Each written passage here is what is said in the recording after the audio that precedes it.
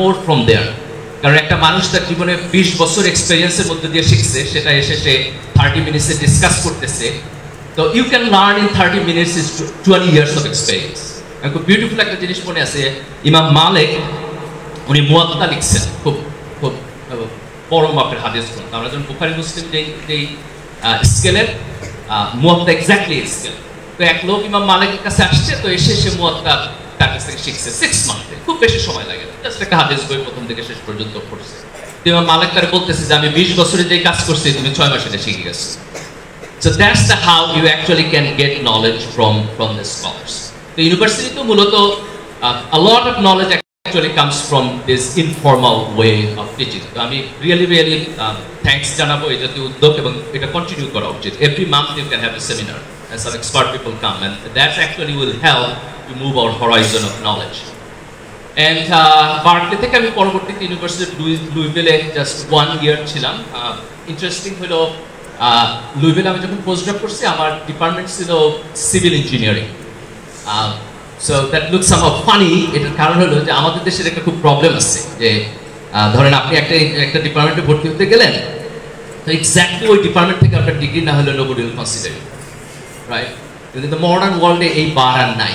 তার কারণ হলো যে নলেজ এখন ইন্টারডিসিপ্লিনারি, এত বেশি ইন্টারডিসিপ্লিনারি যে এক সাবজেক্টের সাথে আরেক সাবজেক্টের বাউন্ডারিটা আসলে অনেক কম।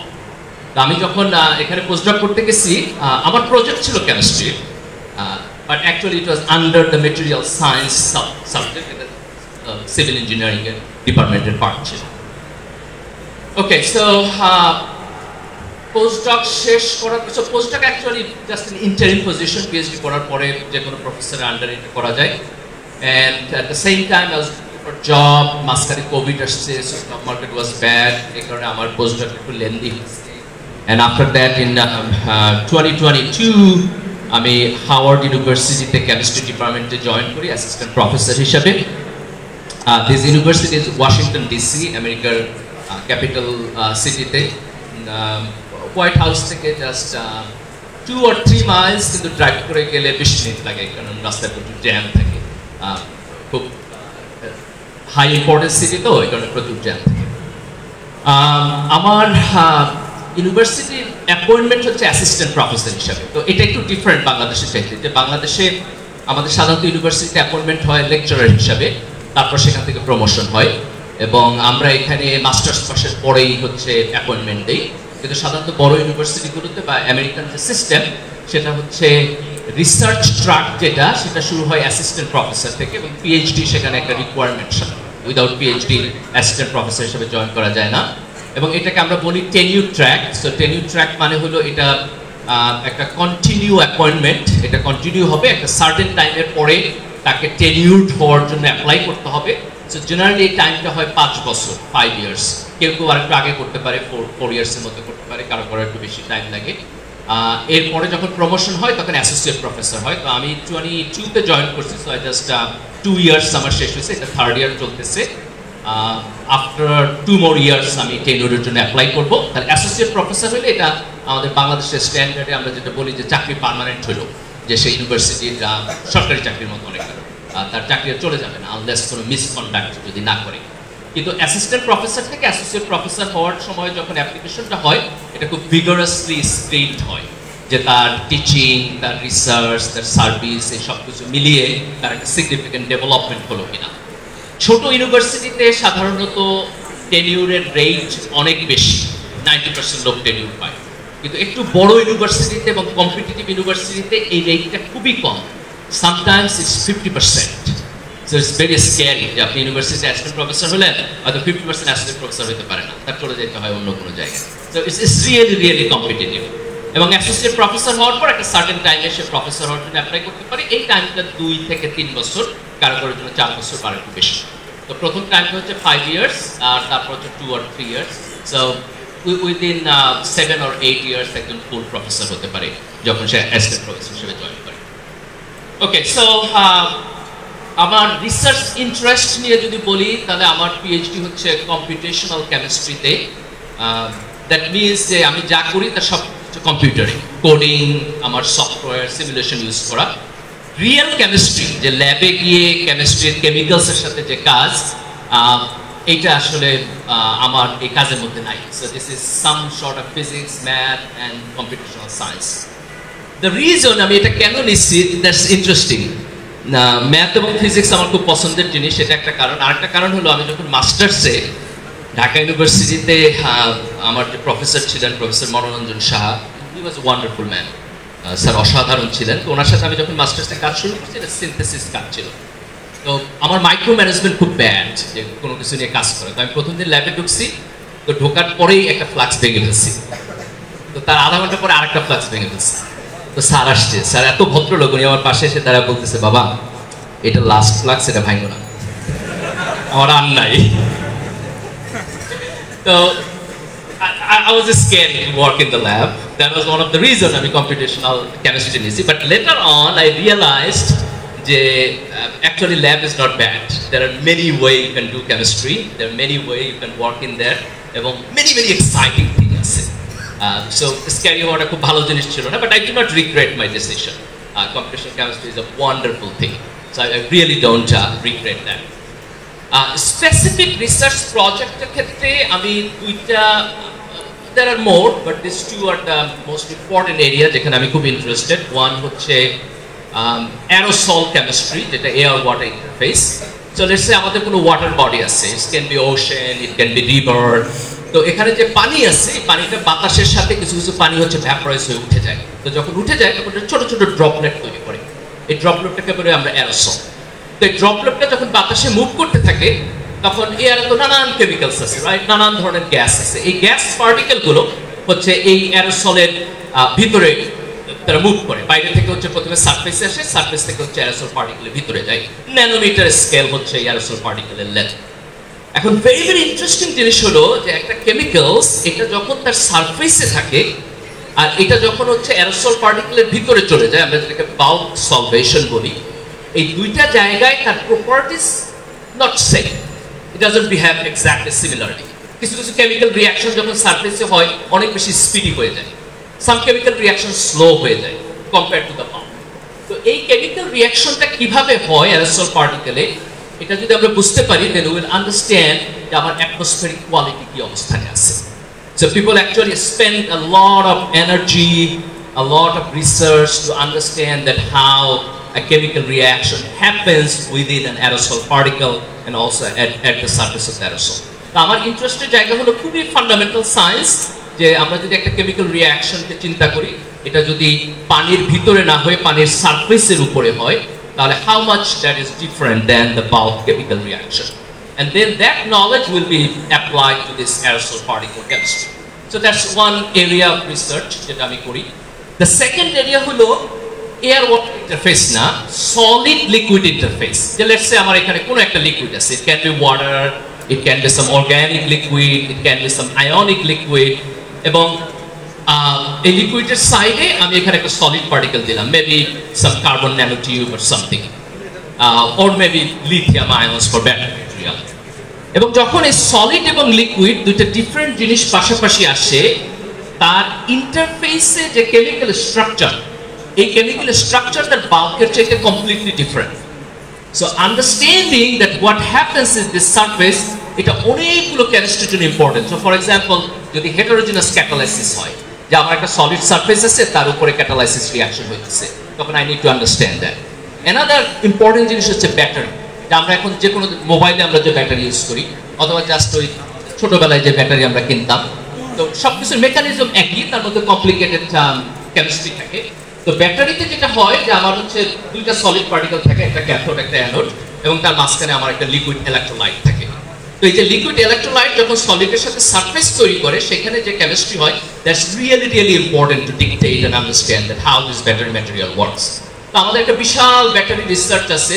একটা ইন্টারেস্টিং হলো, many of you may heard যে এখন ইলেকট্রিক কার আসতেছে মার্কেটে, যে এরা হচ্ছে তোমার ফিউয়েল, ফসিল ফুয়েল আর ইউজ করবে না। তো আমেরিকাতে এটা এখন খুব বড় মাপের ট্রেন্ড। এখন আমি যখন একটা ইলেকট্রিক কার ইউজ করতেছি, আমার তো সেখানে ব্যাটারি, আমি ব্যাটারিকে চার্জ করতেছি। এখন ধরো আমি সকালবেলা চার্জ করলাম, 1 ঘন্টা ড্রাইভ করার পর আমার চার্জ চলে গেল, তাহলে তো it's not a good thing, এই কারকে ইউজ করবে না। তাহলে আমার ব্যাটারি লাইফ টাইম বাড়াইতে হবে, যে আমি একবার চার্জ করলে এটা দিয়ে যেন 3 দিন আমি গাড়ি চালাতে পারি। So that's one of the important motivation, যে আমরা কিভাবে বেটার ব্যাটারি ম্যাটেরিয়াল ইউজ করতে পারি। So that's solid liquid interface এবং অ্যারোসল কেমিস্ট্রি। এটা হচ্ছে আমার রিসার্চের পার্সোনাল ইন্টারেস্ট জায়গা, আমার গ্রুপ যেখানে করে।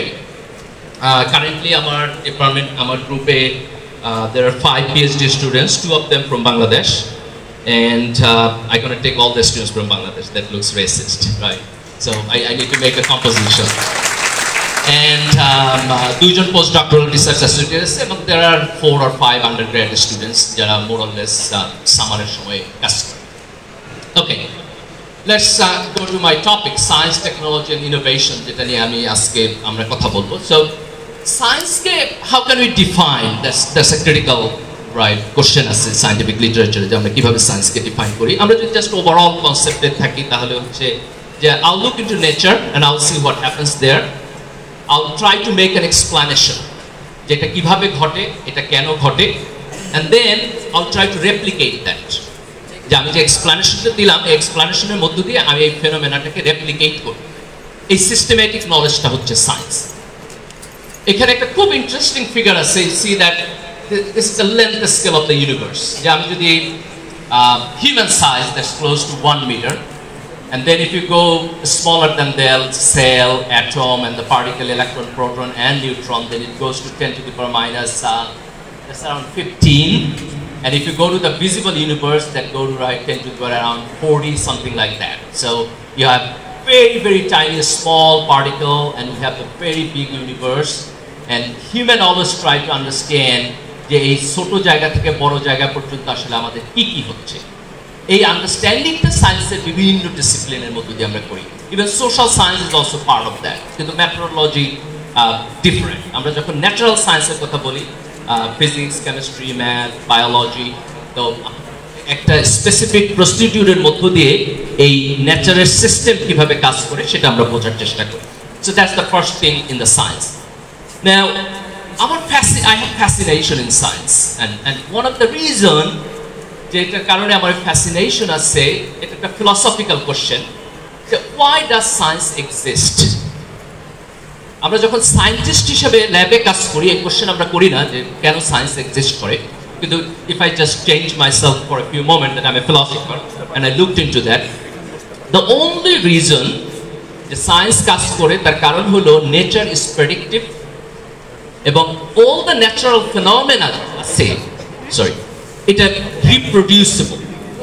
এটাকে আমি again and again same thing আমি করতে পারি। লেটস সে যে আমার এক গ্লাস ওয়াটার আছে, আমি একটা লাইট শুট করতেছি আমার ওয়াটারে, this light can be an IR spectra or a microwave spectra or anything, এবং আমার লাইটের পার্টিকেল, আমার ওয়াটার পার্টিকেল এই লাইটটাকে অ্যাবজর্ব করতেছে অথবা রিফ্লেক্ট করতেছে, এবং আমি সেই সিগন্যালটাকে নিচ্ছি। আমি যতবার এই এক্সপেরিমেন্ট করব, আমার ওয়াটার স্যাম্পলটা যদি পিওর হয়, then every time I will get exactly the same result. এই যে রিপ্রোডিউসিবল হচ্ছে একটা জিনিস, এই কারণে আমরা সায়েন্টিস্টরা নেচারকে অবজার্ভ করতে পারি। যেমন let me ask a very simple question, যে আমি তোমাকে এক গ্লাস পানি দিলাম, লেটস আমার বোতলে এখানে পানি আছে, এবং আস্কিং দ্য কোশ্চেন যে how many particles in there, কতগুলো অণু আছে, পরমাণু আছে, how many water molecules are in there. এখন আমি যদি ওয়াটার দিকে তাকাই, আমি তো ওয়াটার মলিকিউল এখানে দেখি না, আমার চোখ তো এটা অবজার্ভ করতে পারে না। Maybe I can go to the lab and build up some sophisticated analytical methodologies to understand that. কিন্তু without any experiment, I can tell you, just doing a few lines of mathematics, যে কতগুলো water molecule আছে। কেন আমি এটা বলতে পারি? Can anybody answer me?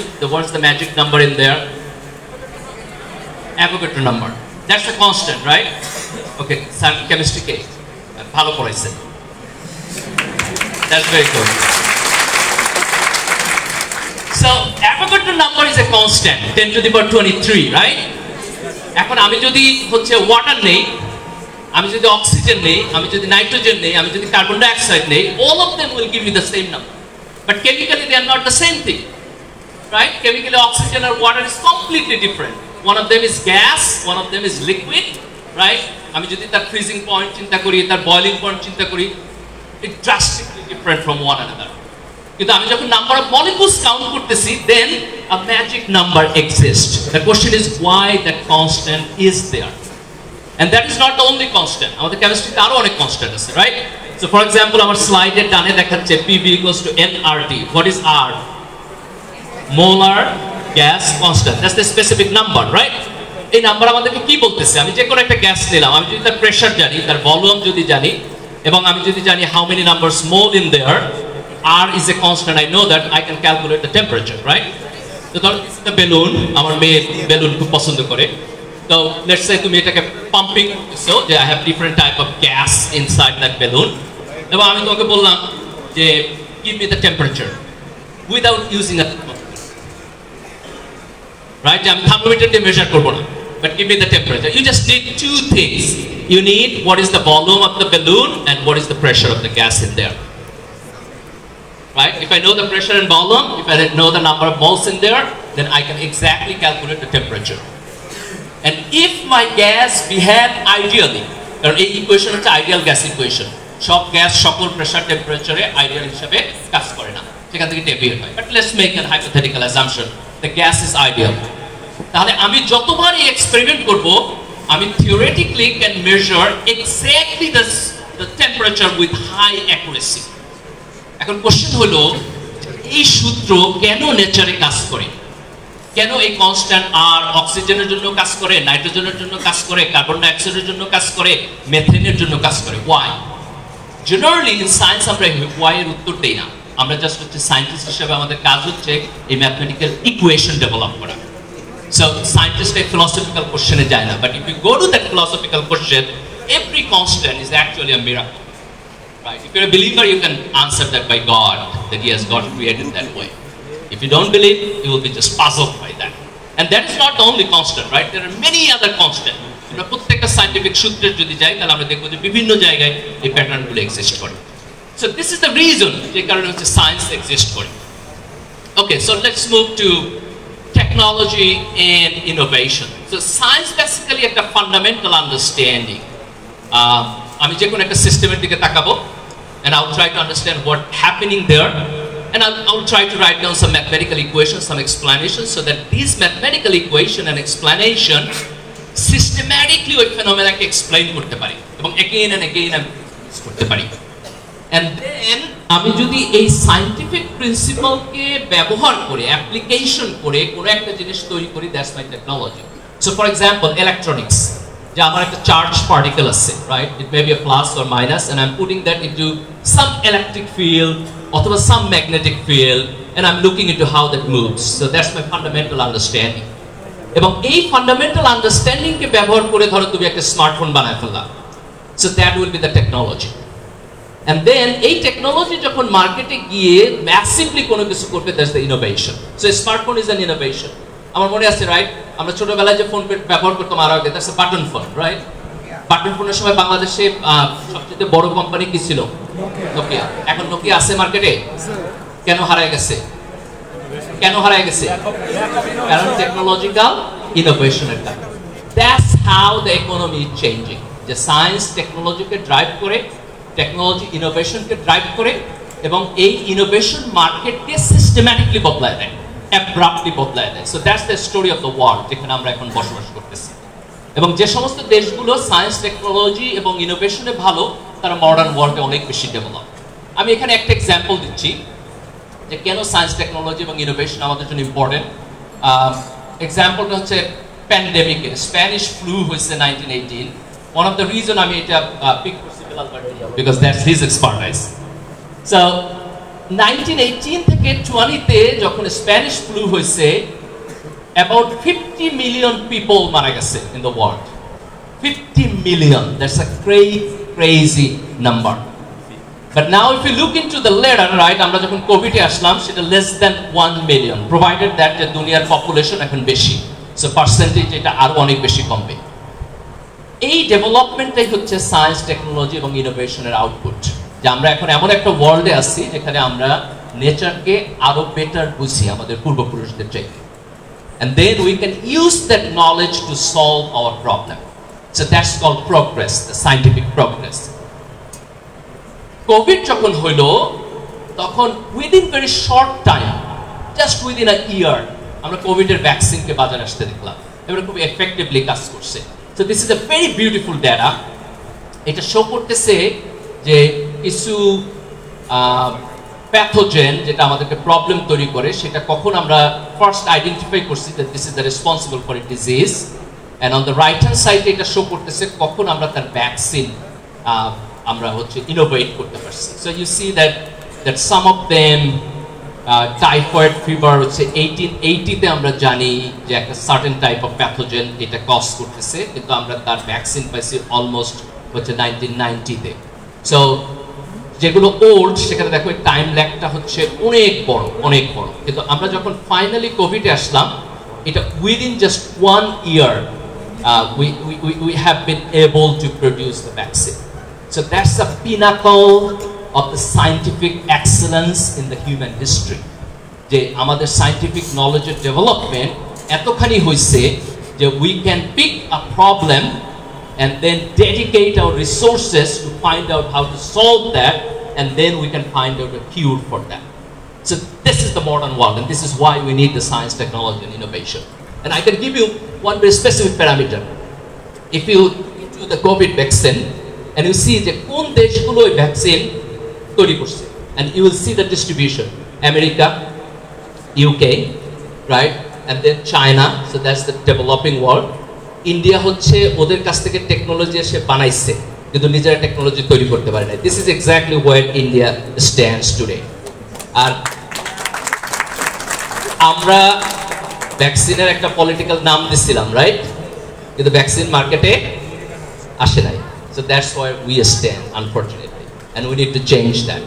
Okay, so this is a very beautiful example to understand the modern science and technology. এবং technology যখন মার্কেটে যায় এবং সেটা মার্কেটকে অ্যাব্রাপ্টলি চেঞ্জ করে ফেলে. So I'm giving you one example.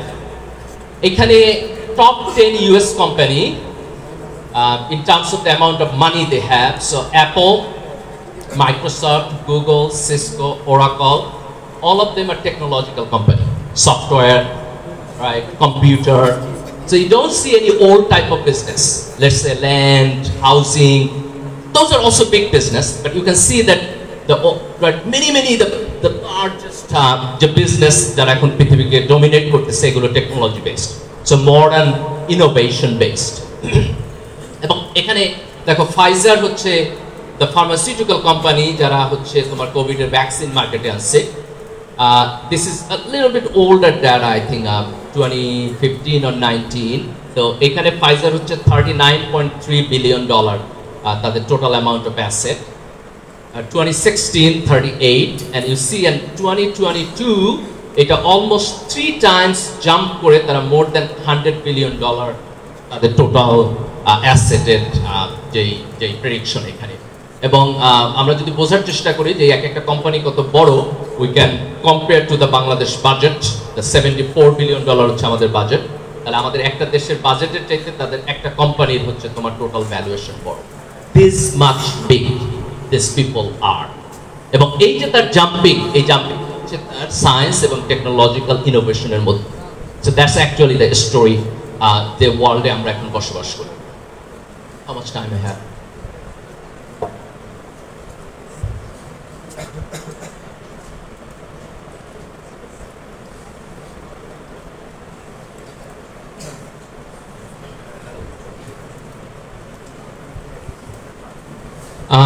এখানে স্লাইডে যে ডাটা এটা ইন্ডিকেট করতেছে this is just only for the developed world, যে এক্স অ্যাক্সিস হচ্ছে যে কি পরিমাণ এক্সপোর্ট শেয়ার তারা হাই টেকনোলজি ইন্ডাস্ট্রিজ, তার মানে science based industry, and on the left hand side হচ্ছে তাদের average annual growth, and you see that there is a correlation. The correlation কিছুটা উইক, 0.55 হচ্ছে তার স্ট্যাটিস্টিক্যাল ভ্যালু. 1 মানে হচ্ছে 100% correlated, still a little bit weak, but this is a very significant correlation in the modern world. যে একটা সময়ে যে সমস্ত দেশগুলো সায়েন্স এবং টেকনোলজিতে ডেভেলপ, সাধারণত তাদের অর্থনীতিও হচ্ছে ডেভেলপ, এবং যেই ওয়েতে তারা এই ডেভেলপমেন্টটা করে সেটা হচ্ছে যে ফার্স্ট তাদের একটা স্মার্ট এডুকেশন সিস্টেম আছে, বিগ ইউনিভার্সিটিজ আছে যেখানে তার ম্যান পাওয়ার ডেভেলপ হয়, এবং এই এডুকেশনাল সিস্টেম হচ্ছে তার হিউম্যান ক্যাপিটাল অ্যাকুমুলেশন করে, and then that human capital হচ্ছে তার টেকনোলজিক্যাল ইনোভেশনে গিয়ে কন্ট্রিবিউট করে. এখানে তিনটা জিনিস খুব ইম্পর্টেন্ট। ওয়ান হচ্ছে একাডেমিয়া, যেটাকে আমরা ইউনিভার্সিটি বলি। ইউনিভার্সিটির কাজ হচ্ছে নিউ সায়েন্স ডেভেলপ করা, বিভিন্ন ধরনের রিসার্চ ডিসিপ্লিনে এক্সপার্ট পিপল তৈরি করা এবং একটা ট্রেন্ড ওয়ার্কফোর্স করা, undergrad, graduate, PhD research scientist, এর মধ্য দিয়ে তারা হচ্ছে এই ম্যান পাওয়ারটাকে সাপ্লাই দেবে।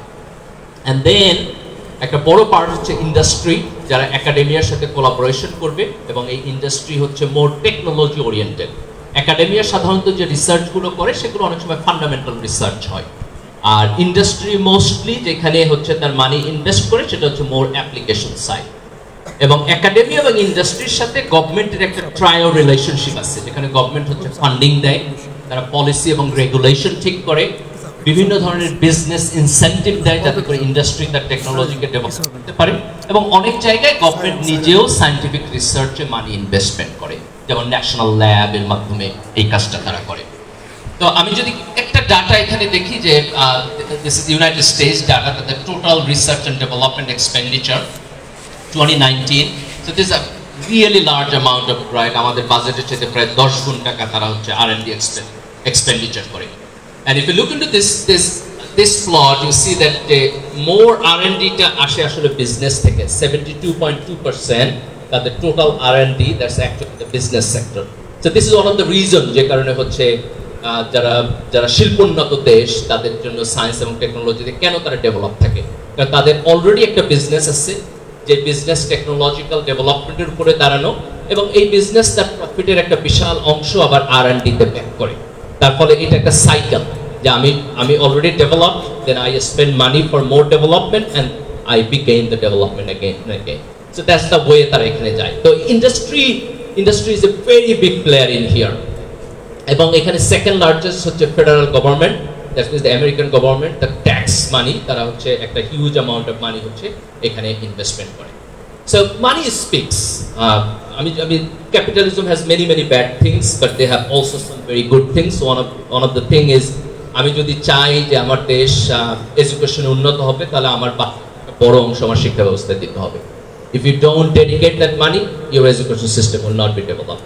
The same জিনিস, আমি চাই সায়েন্স এবং টেকনোলজি, এখানে আমার হচ্ছে ইনভেস্টমেন্ট করতে হবে। বাংলাদেশে একটা খুব ব্যাড ফেনোমেনা আছে, কিছুদিন পর হচ্ছে পত্রিকায় দেখা যায় যে অমুক জায়গায় বিশাল এক সায়েন্টিফিক ইনোভেশন করে ফেলছে। এটার প্রবলেম হলো পত্রিকায় যে সাংবাদিকরা লেখে তাদের সায়েন্টিফিক লিটারেসি নাই, দে ডোন্ট আন্ডারস্ট্যান্ড যে ওয়ার্ল্ড কোন জায়গায় চলে গেছে। দুনিয়াতে সায়েন্স এখন এরকম জায়গায় নাই যে তুমি রাস্তায় হাঁটবা and you will innovate something, chocolate হয়ে যাবে, এই জায়গায় নাই। It's very sophisticated. You need a lab, you need a very high trained people. And another important thing হলো জেনারেলি লেটস সে আমার খুব ভালো একটা ক্রিকেট টিম দরকার, আমার 11 জন খেলোয়াড় দরকার, কিন্তু আমি কিন্তু 11 জনকে পিক করতে পারি না রাস্তাঘাট থেকে। আমার প্রথমে একটা ফার্স্ট ক্লাস সিস্টেম থাকতে হবে যেখানে 10,000 ক্রিকেটার খেলবে, ওই 10,000 থেকে কম্পিটিটিভলি 11 জন উঠে আসবে। দ্য সেম থিং, আমি যদি মনে করি যে আমার সায়েন্টিফিক ডেভেলপমেন্ট দরকার, আমার ভালো ওয়ার্কফোর্স দরকার, আমার কম করে হলো 50টা ইউনিভার্সিটি ভালো হইতে হবে, সেখানে কম্পিটিটিভ জনশক্তি থাকতে হবে, ভালো টিচার থাকতে হবে, তাদের স্যালারি ভালো থাকতে হবে, ল্যাব ভালো থাকতে হবে, এডুকেশন সিস্টেম ভালো থাকতে হবে, তখন তার মধ্য দিয়ে একটা জেনারেশন উঠে আসবে, তাই না? আমাদের এখানে দ্য লাস্ট গভর্নমেন্টের সময় এই there was another bad practice. The government কোনো একটা জায়গায় কিছু মানি দিল, একটা কিছু করলো, বিশাল এক সংবাদ সম্মেলন করলো যে আমি বিশাল এক আবিষ্কার করে ফেলছি। Science doesn't work that way, তাই না? এরকম research is a continuous thing, সায়েন্টিস্টরা করতে থাকবে। ব্রেক থ্রু আসে খুব অল্প, আমি যদি 10-20 বছর কাজ করি তখন একটা ব্রেক থ্রু আসবে। থাউজেন্ডস অফ পিপল একটা সিস্টেমে যখন কাজ করে তখন ব্রেক থ্রু আসে। 1800 সালের ব্রেক থ্রু আসতে খুব কুইক, কারণ মানুষের নলেজ তখন খুব অল্প ছিল, কিন্তু এখনকার সময় ব্রেক থ্রু এইভাবে আসে না, এটা একটা সিস্টেম্যাটিক নলেজ। তো আমাদের জন্য যেটা ইম্পর্টেন্ট, সেটা ফার্স্ট কোশ্চেন হলো যে কি পরিমাণ মানি আমরা প্রাইমারি, সেকেন্ডারি এবং টারশিয়ারি এডুকেশনের জন্য আমাদের বাজেটে আমরা দিচ্ছি, এবং যতদিন পর্যন্ত this goes again to the politics. Let's say যে একটা রাষ্ট্রের নাগরিকের যদি পলিটিক্যাল লিটারেসি না থাকে, যে আমার ট্যাক্সের টাকা কোথায় খরচ হবে সেটা যদি আমার পলিটিক্যাল এজেন্ডা না হয়, আমি যদি গভর্নমেন্টকে এটার জন্য আমার কাছে জবাবদিহিতার জায়গায় না আনি, তাহলে আমার অর্থনীতির শেপ কোনোদিন চেঞ্জ হবে না। সো পলিটিক্স রাস্তাঘাটের ইমোশনে থাকা উচিত না, politics should come to the statistics, যে কিভাবে আমার দেশের ম্যানেজমেন্ট চলতেছে। বিশ্ববিদ্যালয়ের ছাত্রদের, শিক্ষকদের এজেন্ডা হওয়া উচিত যে আমার শিক্ষা ব্যবস্থায় সরকারের বরাদ্দ ঠিক আছে কি নাই, কিন্তু আনফরচুনেটলি আমরা যারা এদিকে আছি তারাও শিক্ষক সমিতি করি, ওইদিকে যারা আছি তারাও ছাত্র রাজনীতি করি। We should be careful. Second question হলো যে কি পরিমাণ মানি আমরা রিসার্চে স্পেন্ড করি। So that will go to the tertiary higher education. কারণ প্রাইমারি এডুকেশন আমার টাকা দিতে হবে, that's important, but at the same time আমাকে হায়ার এডুকেশনের টাকা দিতে হবে। হাউ গুড আমার ইউনিভার্সিটিগুলো কত ভালো, তার র্যাঙ্কিং কতখানি ভালো। র্যাঙ্কিং বলতে ইন্টারন্যাশনাল র্যাঙ্কিং অনেক পলিটিক্স আছে, so I don't care about that. The important thing হলো তার পড়াশোনার মান ভালো কিনা, তার শিক্ষার মান ভালো কিনা, তাদের ভালো পিএইচডি আছে কিনা, ভালো রিসার্চ করে কিনা, আমার ছাত্ররা এখান থেকে বের হয়ে ভালো জায়গায় যাইতেছে কিনা। So those are the more important questions.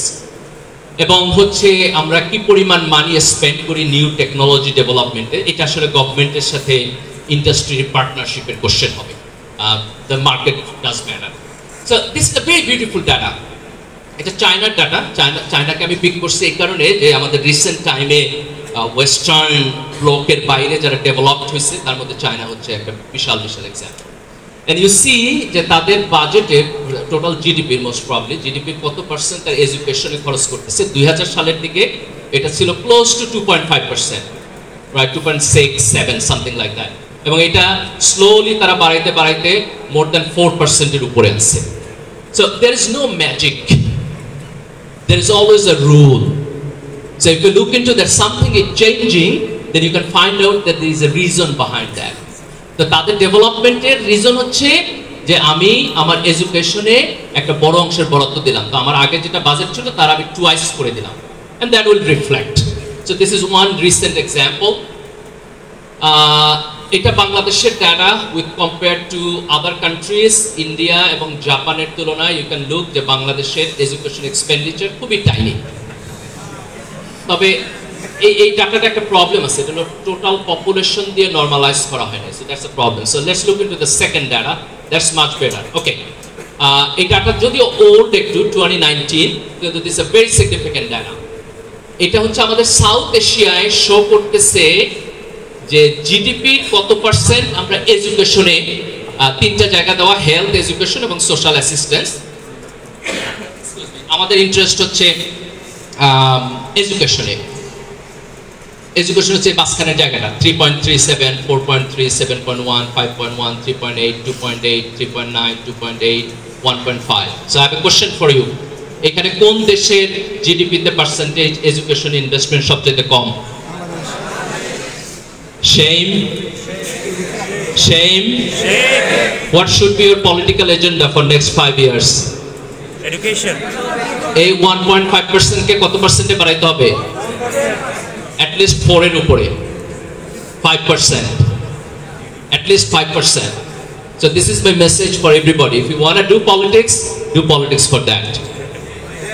Your life will be changed. শিক্ষায় বরাদ্দ জিডিপির 5% উপরে হইতে হবে। I will humbly do the messaging here. If you want to do politics, sir, do this. If you cannot change that, the country will not change.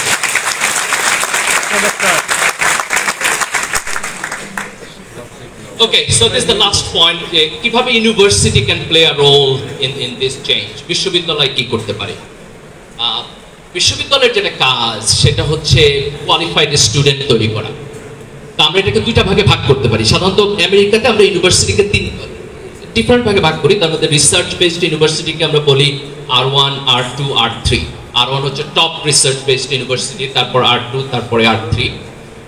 কিছু কিছু university থাকে শুধু আন্ডারগ্র্যাড বেস। তো আমাদের দেশে ইউনিভার্সিটিতে এখনো রিসার্চ অনেক কম, তুলনামূলকভাবে এটা আন্ডারগ্র্যাড বেসড জায়গা।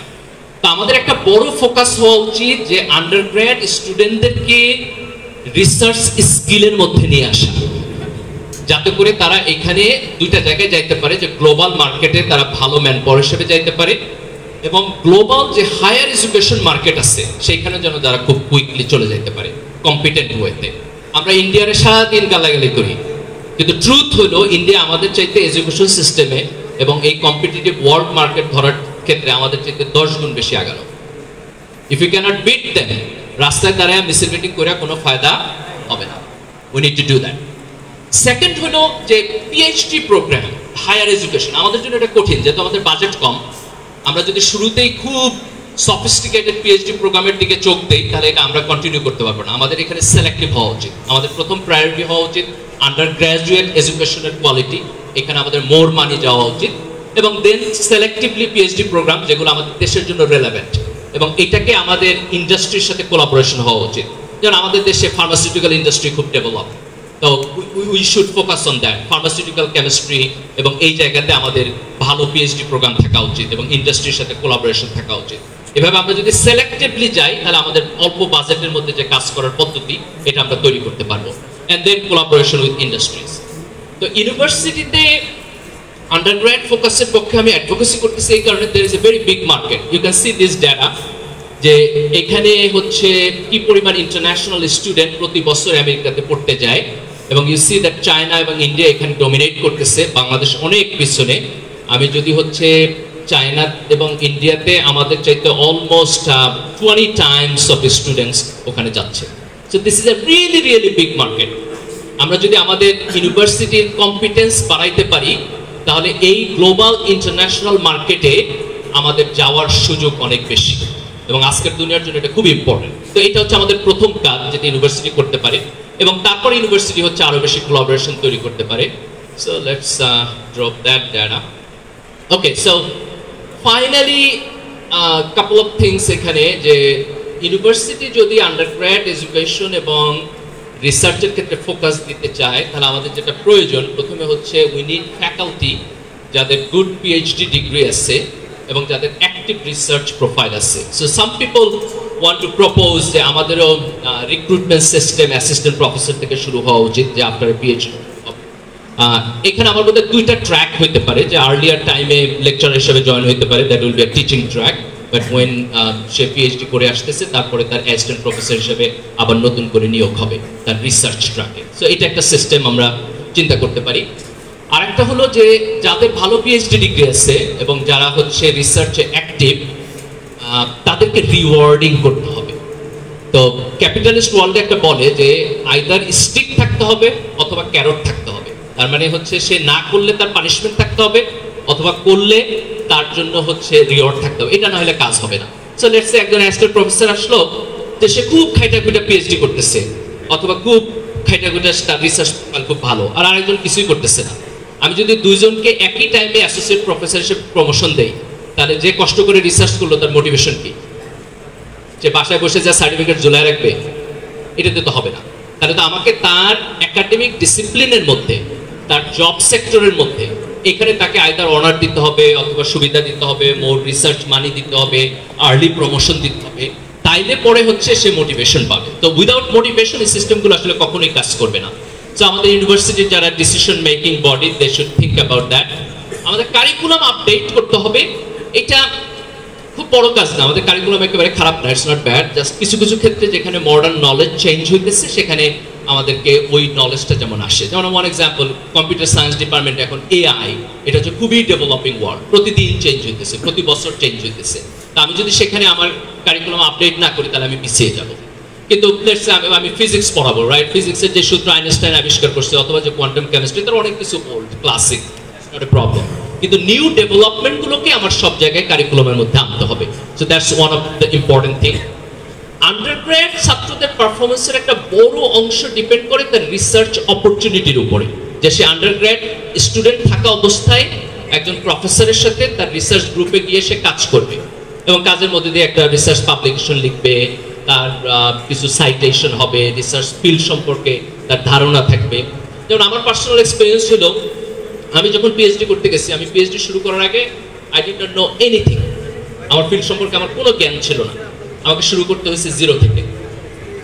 কিন্তু আমি অনেক ছাত্রকে দেখেছি, American student, even Indian student, যে তারা যখন পিএইচডি করতে আসছে, they are much better well trained. তাহলে তখন যদি সে ওয়েল ট্রেইনড হয়, তাহলে আমার চাইতে সে 5 বছর আগে থাকলো। আমাকে যে জিনিস একটু একটু করে শিখতে হইলো, সে অলরেডি এটা শিখে আসছে। এবং আমি যখন কম্পিটিশনে পিছিয়ে যেতেছি, তখন আমি অলওয়েজ কম্পিটিশনে পিছিয়ে যেতেছি। এই জিনিসটাকে আমরা ওভারকাম করতে পারি যদি ম্যাসিভলি আমরা আন্ডার গ্র্যাজুয়েট রিসার্চ অপরচুনিটিস তৈরি করি আমাদের ইউনিভার্সিটিতে, এবং আমাদের ফ্যাকাল্টিতে তাদের যদি ভালো রিসার্চ প্রোফাইল থাকে, তারা যদি অ্যাক্টিভ হন, তাদেরকে যদি আমরা বেটার মোটিভেশন দিতে পারি, এবং আন্ডারগ্র্যাড স্টুডেন্টরা এখানে যে বেটার ট্রেনিং পাবে, এই ট্রেনিং এর মধ্য দিয়ে তারা হচ্ছে গ্লোবাল মার্কেটে চলে যাবে। এরপর আমরা ইন্ডাস্ট্রি ডেভেলপ করব, তারপরে তাদের দেশে আসার সুযোগ হবে। এখানে আমাদের R&D বাড়বে, ওভার দ্য প্রসেস আমরা সাইকেলটা এক সময় ভাবতে পারবো।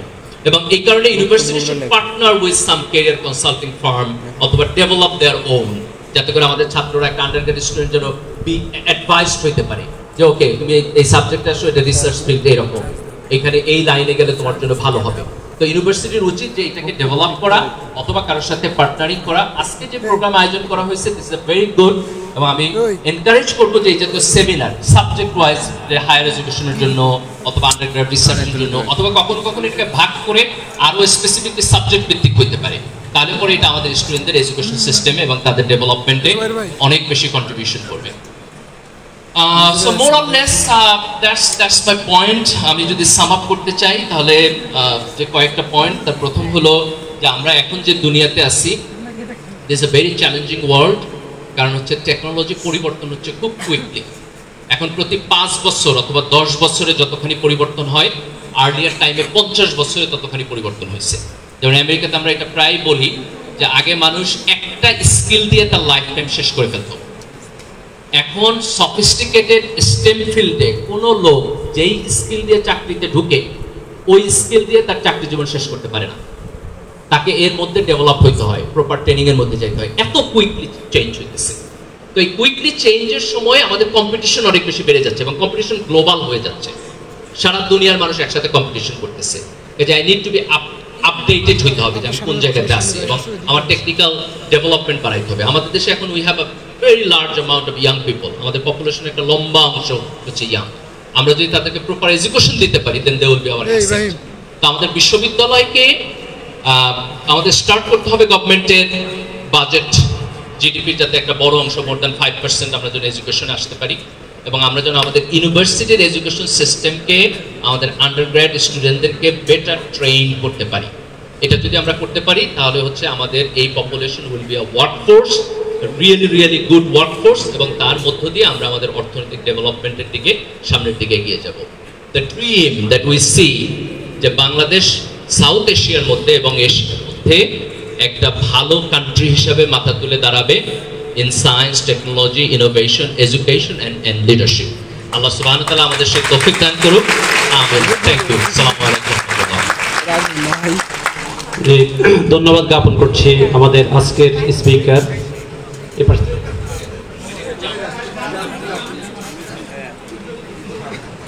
ডক্টর মির্জা গালিব ভাইকে অসংখ্য ধন্যবাদ।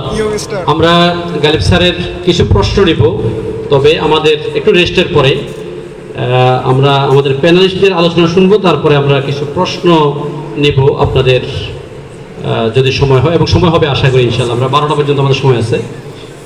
এ পর্যায়ে আমাদের প্যানেলিস্টদের মাঝে আলোচনা করবেন।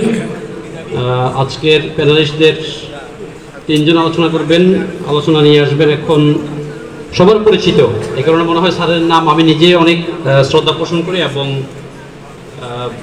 নামটা তারপর নিতে হচ্ছে professor doctor Mohammad Raisuddin sir, বিভাগীয় চেয়ারম্যান ইসলামিক স্টাডিজ বিভাগ এবং সাবেক ডিন জগন্নাথ বিশ্ববিদ্যালয়, এবং আরও অনেক পরিচয় আমরা আগে বলেছি। Sir please.